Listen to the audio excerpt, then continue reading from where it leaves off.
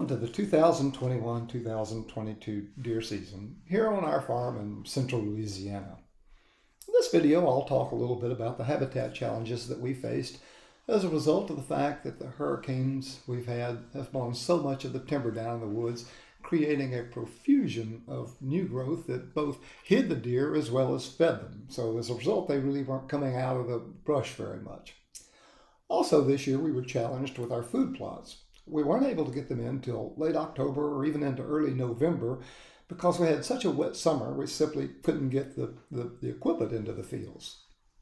So all of this created a big challenge in finding any of the deer on the farm, really until late in the season post-rut. As a result of that, we didn't find any of the bucks at all. A lot of them were simply missing. One thing we did find, though, was a huge fawn harvest. As a result of that, we decided to take 25 does and only 5 bucks in an effort to control the population. Our fear being that with the brush in the woods so thick that the population could explode on us, making it very hard to control them later on in the years to come. Curiously, for the first time ever in my experience, there was almost no acorn crop on the farm at all. The white oak that you see there in the background was one of the very few oak trees that had any acorns at all. And it was visited regularly throughout the season by a lot of different bucks, including this cool youngster right here with double main beams. Even though the habitat conditions made the hunting really hard this year, the rut was extremely strong, helping out a lot. Any idea what's going on here? Also interesting to note that this is a well-known buck that's at least 9 years old, and while he might not be quite as big as he was in his glory days, he's still holding up pretty darn good. Does this answer the question of whether older deer breed or not? One thing I was very encouraged about this season is there were a lot of great-looking younger 10 points in the herd, such as this guy right here. And if you look closely, he's got an extra added attraction growing off the base of his left main beam. Cool little feature. Talk about acorns for just a moment, as there are very, very few acorns on the farm this year. Here's my theory. Be curious what you think. And that is we had Hurricane Laura in August of 2020, and I believe it blew all the flowers off the red oaks, which take 2 years to create their acorns. So with no flowers in 2020, there were no acorns in 2021. Then in February of 2021, we had a tremendously hard freeze.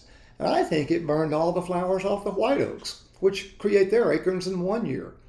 Might be right, might be wrong, don't know, but I'm very curious about it. Think you're any good at aging a buck on the hoof? Take a look at this guy. It's harder than you think. I'll answer the question later in the video. Even though I've been fortunate enough to see an awful lot of really terrific bucks through the years, I still get a thrill from a scene like this every time. It's so cool to see a buck on red alert slipping through the woods. Of course, I like seeing any buck slipping into the woods. Without a doubt, my favorite way to hunt the farm is to go rattling. Unfortunately, with the hurricane blowing so much of the timber down and the woods growing up so thick, a lot of my favorite rattling spots simply weren't available anymore. So I spent a fair chunk of the summer this year sneaking around the woods, looking at places, trying to find a spot that I could come rattle at the right time. And I found this spot, and I waited till absolutely the perfect day to sneak in right at daylight and try my luck. Right off the bat, this guy shows up and got around there, kind of got jiggered up with the situation and hit the antlers again or tickled the antlers again. He couldn't stand it. Circled back around. I just think these scenes are so cool. Beautiful whitetail, sneaking through the woods.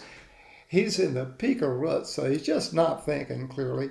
I'm leaning up against a tree. I don't even have camo on, just some brown pants and a flannel shirt, with this guy, less than 50 yards in front of me. He can't believe there's not 2 deer around there somewhere having a fight. And as he starts to sneak off, you see him picking his pace up there. I look, here comes this guy. Next age class up, and you can see he's fuzzed up a little bit, He's going to do everything he can to intimidate that other deer. You can see a third deer in the background there. I believe I rattled 7 bucks up at this one spot this one time here. Anyhow, he's sneaking over there or walking over there to show this first buck that clearly he's in charge, as he thinks that that's the buck that was in the fight.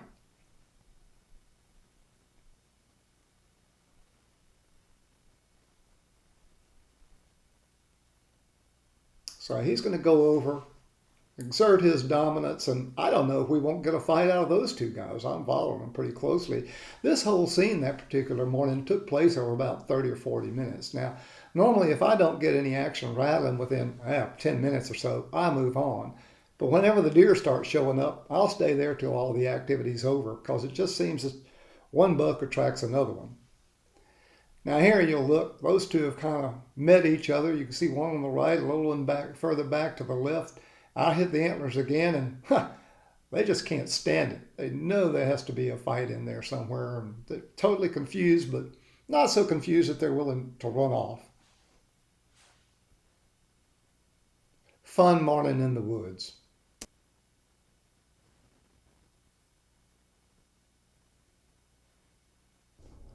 Well, it's a little later on the same morning. I've changed to a new location, and when I hit the antlers about one time, this deer came at a dead run right up to me. He can't be 30 yards away right there. He saw me trying to bend around the tree to get the camera up, and he knows something's wrong. You can see he's running off there a little bit, but I give it a second or two, tickle the antlers again, and once again, the rut does strange things to a deer. He just cannot believe there's not 2 deer fighting in there somewhere, and that's probably not a guy in a flannel shirt leaning up against the tree there. So he's got to circle back around and come up and investigate. And you can tell right there, he is on top of me. My best guess is this is either a 4 or 5-year-old. I don't really know the deer. Pinned down, I'd say 5, but it could also easily be 4. But a beautiful specimen nonetheless. After 3 decades of intense nutrition, the deer's body sizes have gotten bigger, and at his peak, he's probably around 220 to 240 pounds. A little bit run down right here. It's later on in the season, but that was what he would weigh at his peak. The other great characteristic we have here on the farm is over the years the mass has just gotten better and better, as you can see on this deer right here. Very handsome. And he cannot believe that he can't find where the 2 deer were fighting.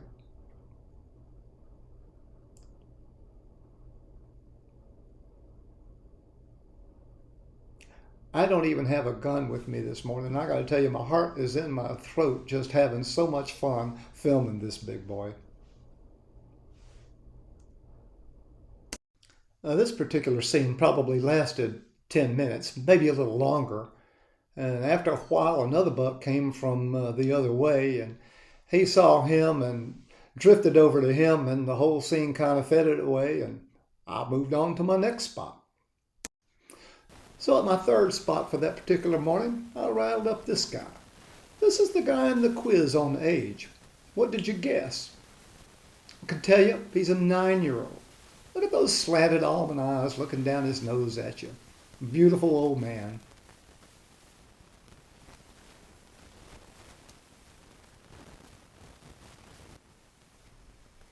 I'm guessing that every hunter, when he goes into the woods, is hoping for a surprise.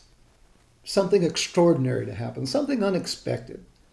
Well, this buck certainly fits the bill for me. I have no idea what deer this is. He's super cool.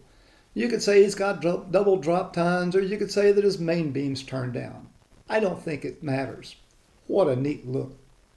Which brings up a great question about aging. Generally, when I see a deer with a rack this filled out that I don't know, I tend to think that they're 4 years old. That's when they make their first really big leap and start to show off some. But this deer has a lot of characteristics that suggest he's older. He's got a full neck, blocky body, big black hocks, a lot of signs that would suggest he's older than that. Bottom line is, I don't know.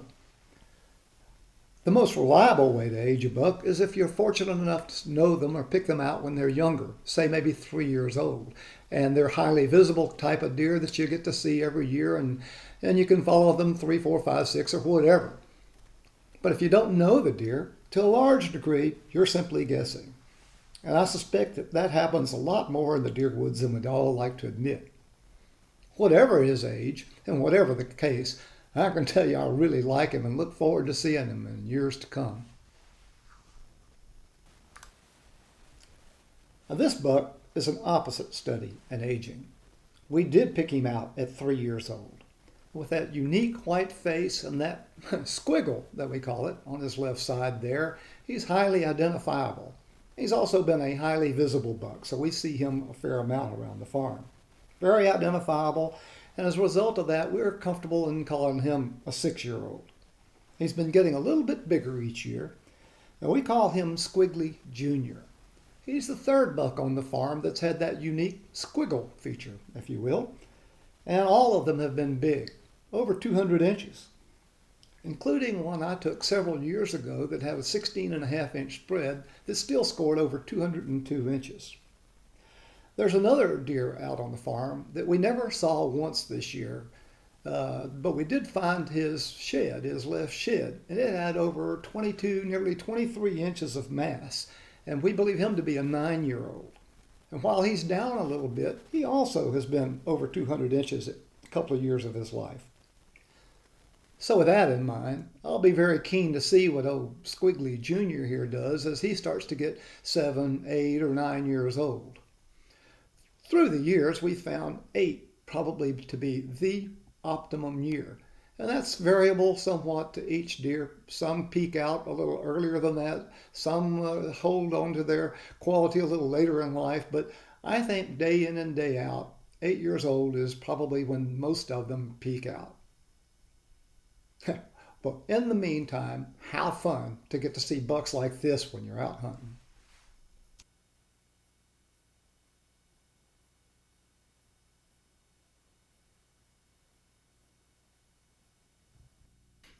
I started this video on a beautiful sunny day with a nice buck grazing casually in a lush green food plot.